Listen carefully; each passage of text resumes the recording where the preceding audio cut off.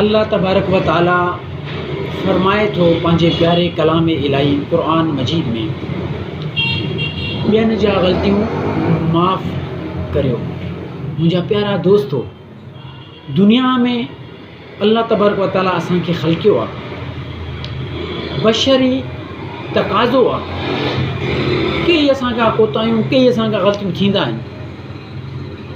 पर मुंहिंजा प्यारा दोस्तो, लेकिन मुंहिंजो रब करीम फरमाए थो त ॿियनि जा ग़लतियूं माफ़ कयो। हाणे अगरि कंहिंजो बि असां को ग़लती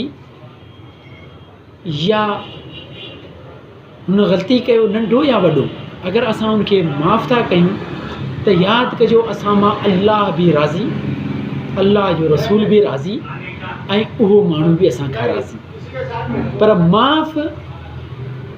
माफ़ करणु अल्लाह ऐं उनजे रसूल जी रज़ा जे करे माफ़ कयो, छो त मुंहिंजो रब तव्हां ऐं असांखां राज़ी थींदो, ख़ुशि थींदो त मुंहिंजो बंदो, मुंहिंजो माण्हू, मुंहिंजो ख़लक़ियल, मुंहिंजे आदम जो औलाद मुंहिंजे रज़ा जे करे माफ़ी ॾेई रहियो आहे।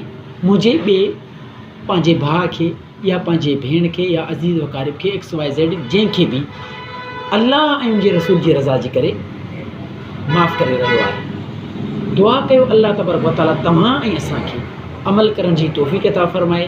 अल्लाह तबारक व ताला तव्हां ऐं असांजो हामी व नासिर हुजे।